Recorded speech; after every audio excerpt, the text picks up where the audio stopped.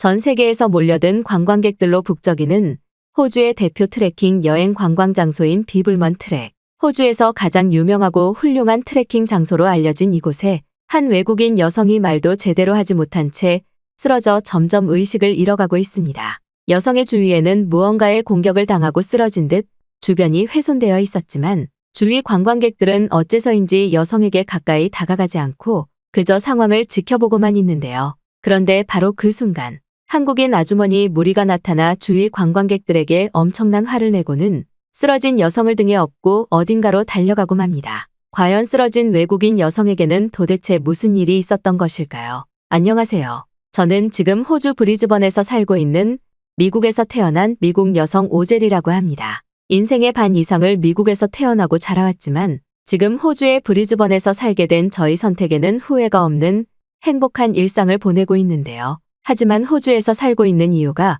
호주라는 나라가 좋고 호주의 생활 문화나 방식들이 좋아서 선택한 것은 아닙니다. 제가 호주라는 나라에서 새로운 인생을 살아가기로 선택한 이유에는 지금도 자주 연락을 주고받는 한국인 아주머니 분들의 영향이 상당히 컸는데요. 20대 시절 미국의 평범한 출판사에서 일하던 저는 어느 날 급작스럽게 찾아온 대장암으로 인해 인생 자체를 다시 한번 돌아볼 수 있는 기회를 가지게 되었는데 그때 제가 선택했던 것이 바로 한국으로 여행을 떠나는 것이었습니다. 어렸을 때부터 저는 미국의 한인타운 근처에서 살아갔던 어린아이였기에 자연스럽게 한국인 친구들을 많이 만나고 또 한국인 친구들의 집에 놀러가 그들의 부모님과 함께 시간을 보냈던 적이 매우 많았는데요. 처음에는 그저 어린 나이에 한국인들이라고 무슨 차이가 있을까? 사람이 사는 것이 다 똑같지 않을까라는 생각이 있었지만 이러한 생각은 10대를 넘어 20대라는 나이에 근접하게 될수록 완전히 뒤바뀌게 되었죠. 같은 미국이라는 땅에서 살고 있을 뿐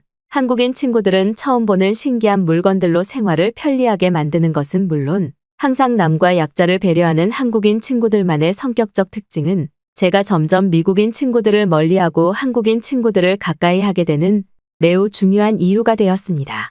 그때 당시 제가 다니고 있던 학교에서는 저의 부모님 두 분이 모두 지하도 청소를 하는 직업을 가지고 있다는 이유만으로 저는 반 친구들에게 이유 모를 따돌림과 괴롭힘을 당하고 있었는데 그때 저에게 먼저 손을 내밀어 준 것도 다른 반에서 수업을 듣고 있던 한국인 친구였죠. 그렇게 저는 점점 한국인 친구들과 시간을 보내는 날이 많아지게 되었고 아주 자연스럽게 그들과 함께 한국으로 여행을 떠나거나 2개월 이상 한국에서 오랜 기간 머무르며 자유롭게 지내는 워킹 홀리데이에 가까운 시간을 보내기도 했습니다. 한국을 경험하면 할수록 미국에서는 느껴볼 수 없던 안전한 치안과 평소 기름진 음식을 싫어하던 저에게 한식이 가져다주는 매력은 어떻게 하면 한국에서 정식적인 시민권을 받고 살아갈 수 있을까라는 방법을 생각하게 될 정도로 저는 제가 태어난 나라인 미국이라는 나라를 싫어하게 되면서 점점 더 한국과 한국인들의 매력에만 빠져들게 되었죠. 특히 한국인 친구들의 부모님을 따라 종종 경험할 수 있었던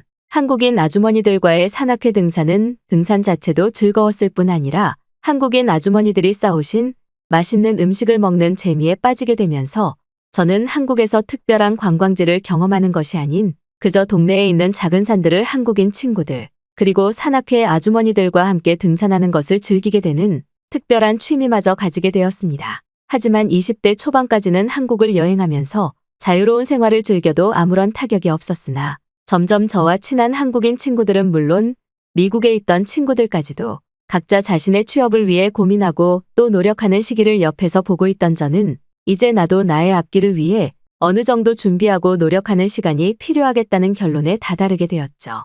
결국 아쉬운 마음을 가지고 미국으로 돌아온 저는 평소 책 자체를 좋아하고 한국에서도 저희 여행 기록을 간단한 글로 적어 내려가던 것을 좋아하던 저였기에 그저 그런 단순한 이유로 출판사에서 일해야겠다는 단순한 결론에 도달하게 되었습니다. 처음에는 작가로 직업을 정해야겠다는 생각도 가져봤지만 글을 쓰는 것을 좋아할 뿐 글을 매력적으로 잘 쓰는 것은 다른 차원이라는 것을 깨닫고 난 뒤에는 평범한 출판사에서 무슨 일이든 해야겠다는 다소 쉬운 결론에 다다를 수 있었죠. 미국에는 다양한 출판사들이 존재했고 또 그러한 회사들에 들어가는 것에 딱히 높은 입사 조건이 필요한 것도 아니었기에 저는 미국에 있는 저희 집과 가까운 한 작은 출판사에 안전히 취직할 수 있었습니다.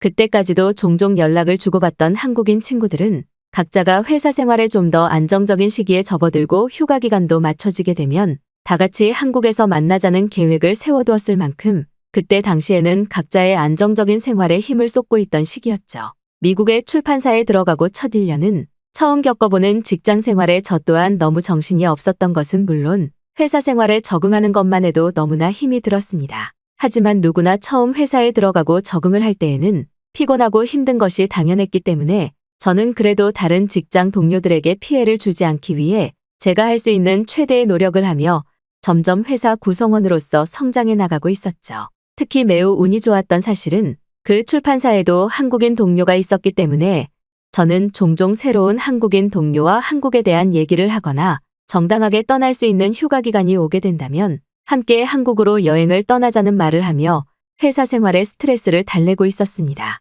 그렇게 시간은 흘러 저는 무려 한 직장을 5년 이상 다닌 어느 정도 경력이 있는 사람으로 변해 있더군요. 출판 회사가 돌아가는 업무의 패턴이나 모든 상황이 눈에 들어올 때쯤 저는 점점 회사 생활 자체가 질려가기 시작했습니다. 이러한 회사 생활을 버텨오던 것은 저와 4년 이상을 함께 근무해오던 한국인 직장 동료와의 주기적인 한국으로의 여행이 있었기에 버티는 것이 가능했었는데 어느 날 이 친구가 저와 같은 4년차의 회사를 퇴사하게 되면서 저는 제일 친한 동료를 잃었던 슬픔은 물론 더는 함께 한국으로 떠날 직장 동료가 사라졌다는 사실이 무기력증의 큰 원인이었죠. 물론 한국에서 이미 지내고 있는 오래 알고 지낸 한국인 친구들이 있기는 했지만 각자의 회사 생활로 서로 안부를 잘 묻지 못하던 시기였기에 갑자기 연락하기에는 미안함이 느껴졌습니다. 혼자 한국으로 여행을 떠나는 것도 충분히 가능하기는 했지만 이미 저는 혼자 하는 여행보다는 함께 떠나는 여행에 익숙해져 있던 사람이었기 때문에 혼자 떠나는 한국 여행에는 별다른 매력을 느끼지 못할 것 같아서 시도 자체를 하지 않게 되었죠. 그리고 그렇게 아무런 의미 없는 회사에 다니던 어느 날 저는 화장실을 다녀온 뒤 무언가 몸에 문제가 생겼다는 것을 인지할 수 있었습니다. 곰곰이 생각해보니 그때쯤 저는 이유 모를 심각한 피곤함은 물론 어떤 음식을 먹기만 해도 제대로 소화가 되지 않는 기분이 느껴지던 시기였는데 이미 저의 몸에 이상이 생겼다는 것을 깨달은 뒤 병원에 갔을 때에는 적절한 치료 시기를 놓친 상태였죠. 저의 건강 상태를 확인하신 의사 선생님께서는 대장과 관련된 조직 검사가 필요할 것 같다며 검사를 진행하셨고 약 2주 뒤 저는 대장암이라는 진단을 받게 되었습니다. 선생님께서는 그래도 대장암은 어느 정도 치료 효과를 볼 수 있는 부위이기에 암이라는 단어 자체에 너무 겁먹지 않아도 된다고 말씀해 주셨지만 실제 대장암 진단을 받은 저로서는 세상이 무너지는 것 같은 기분이 들었습니다. 미국인 의사 선생님께서는 지금은 병원에 자리가 없어 빠른 항암 치료를 하지 못하니 한 달 동안 주위 사람들에게 대장암 사실을 알리거나 마음의 정리를 할 수 있는 여행이라도 다녀오라는 말씀을 해주시며 간단한 약 처방을 해주시고는 한 달 뒤에 보자며 진료를 잡아주시더군요. 하루아침에 대장암이라는 낙인이 찍혀버린 저는 병원 밖을 나오자마자 길거리에 주저앉고 말았습니다.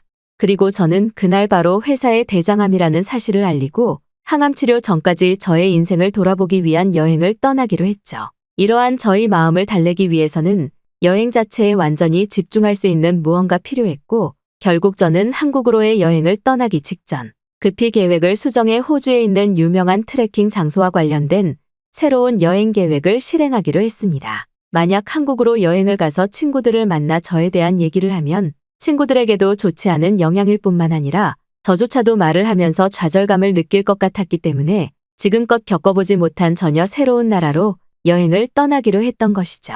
그래도 한국에서 겪었던 등산의 재미는 느껴보고 싶었기에 저는 처음 시도하는 호주 트레킹 여행을 계획하고 한 중국인 가이드에게 비용을 지급한 뒤 가이드의 지시에 따라 호주에 도착할 수 있었습니다. 한국인 가이드나 미국인 가이드였으면 너무나 좋았겠지만 급하게 계획을 수정한 탓인지 호주의 트레킹 여행을 담당하는 가이드는 그때 당시 중국인밖에 없었기 때문에 이 점은 매우 아쉬웠죠. 그렇게 저는 중국인 가이드를 만나 그날 바로 호주의 유명한 트레킹 관광 장소인 비블먼 트랙에 도착하게 되었습니다. 도착한 트레킹 관광 장소는 한국의 산에서 볼 수 있는 경사도는 아니었지만 넓게 펼쳐진 산들은 어느 정도 마음을 안정시켜 주더군요. 그렇게 약 1시간 정도 중국인 가이드와 얘기를 나누며 트레킹을 즐기던 그 순간 저는 왼쪽 발목과 복부에 무언가 화상을 입은 듯한 느낌을 순간적으로 받게 되었습니다. 1초도 안 되는 짧은 시간에 느껴진 뜨거운 통증은 곧바로 저를 바닥에 쓰러지게 하였고 쓰러지던 그 순간 저는 풀숲으로 사라지고 있던 기괴한 무늬를 가진 뱀을 볼 수 있었죠. 저의 발목과 복부를 확인한 중국인 가이드는 독사에 물렸다는 말만 반복하면서 저를 치료해주기는커녕 어떻게 할지 몰라 당황하며 주위를 둘러보고는 휴대폰만 만지고 있더군요.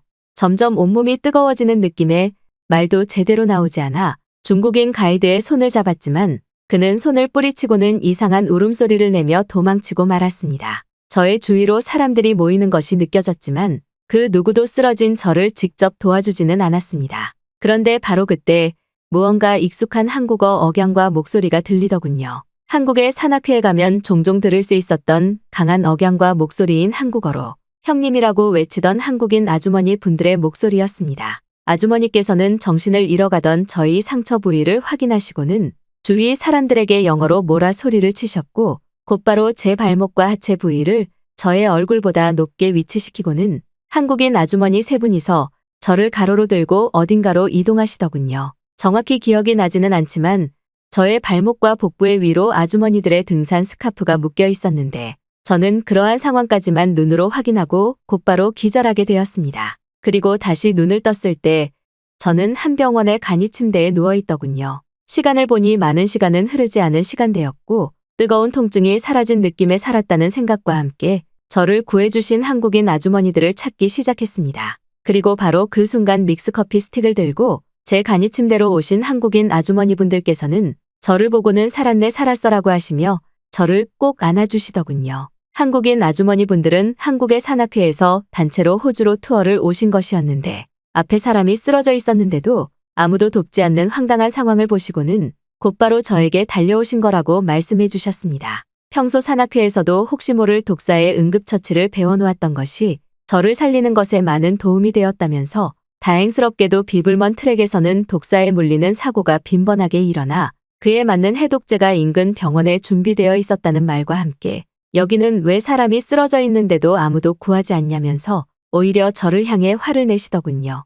저는 너무나 감사한 마음에 저 또한 한국에서 친구들과 함께 등산을 자주 했었던 적이 있다면서 사실 대장암에 걸렸다는 저의 비밀도 말씀드리게 되었습니다. 그런데 제 말을 들으신 한국인 아주머니 분들은 그래도 대장암이면 충분히 나을 수 있다며 호탕하게 웃으시고는 힘들겠지만 이번처럼 기적적으로 살아나면 된다고 말씀하시며 제 어깨를 두드려 주셨고 저는 그러한 따뜻하고도 별것 아니라는 시원한 태도에 무언가 대장암을 이번 독사 사건처럼 이겨낼 수 있을 것 같다는 알 수 없는 힘이 생기더군요. 그리고 곧바로 들어오신 호주의 의사 선생님께서는 혹시 모를 독사에 해독제를 투입하기 전 지병이 있는지 확인하기 위해 저의 병원 의료 기록으로 대장암을 확인하고 그에 맞는 해독제를 사용하신 거라며 대장암에 악영향이 가지는 않을 것이라는 말과 함께 저를 업고 오신 한국인 아주머니 분들 덕분에 빠르게 독사에 해독제를 투입할 수 있었다며 조금만 늦었으면 위험했을 것이라는 말을 해주셨습니다. 그리고 그제서야 저를 안내해주던 중국인 가이드가 생각나 전화를 했지만 독사의 공포에 저를 버리고 도망갔다는 죄책감 때문인지 전화를 전혀 받지 않더군요. 이미 여행의 모든 일정은 종료되었기 때문에 돈을 날렸다는 기분은 나빴지만 어쩔 수가 없는 노릇이었습니다. 저는 한국인 아주머니 분들께 저희 핸드폰 번호를 드리고 다시 한국으로 돌아가게 된다면 제가 꼭 찾아뵙겠다는 말을 남긴 뒤 다시 한번 감사하다는 말씀을 드렸습니다. 그리고 약 3년이라는 시간이 지난 지금 저는 독사의 사고를 당하고 한국인 아주머니 분들의 도움을 받았던 호주 비블먼 트랙의 트레킹 가이드로 일을 하고 있습니다. 물론 대장암도 지금으로서는 평생 약을 먹으며 관리할 정도로는 치료가 되었죠. 알고 봤더니 제가 사고를 당한 비블먼 트랙은 호주에서도 독사가 자주 출몰하는 지역이었고 저뿐만 아니라 많은 관광객들이 피해를 입던 장소였습니다. 처음에는 그저 한국에서 살아가고 싶다는 목표가 있었지만 아주 오래전 저를 도와준 한국인 아주머니 분들의 영향 때문인지 저와 똑같은 피해자가 나오지 않게 비블먼 트랙의 가이드로 일을 하며 독사의 피해를 입는 관광객들이 나오지 않게 관리해야겠다는 알 수 없는 사명감이 생기더군요. 물론 아주 오래전 독사에 물린 저를 버리고 도망쳐버린 중국인 가이드의 영향도 없지는 않았습니다. 그리고 바로 일주일 뒤 저와 지금도 연락을 주고받고 계시고 저의 목숨을 구해주신 한국인 아주머니 분들은 제가 가이드로 일을 하는 비블먼 트랙에 다시 한번 찾아와 저의 가이드를 받고 같이 여행하기로 일정을 잡아놓았죠. 그때 당시 한국인 아주머니 분들이 아니었다면 저는 살아있을 수 없었기에 이렇게 세월이 흐른 뒤라도 보답을 할 수 있다는 생각에 너무 감사하며 저는 오늘도 비블먼 트랙을 찾아오는 한국인 관광객분들에게 알 수 없는 친절함을 베풀고 있습니다.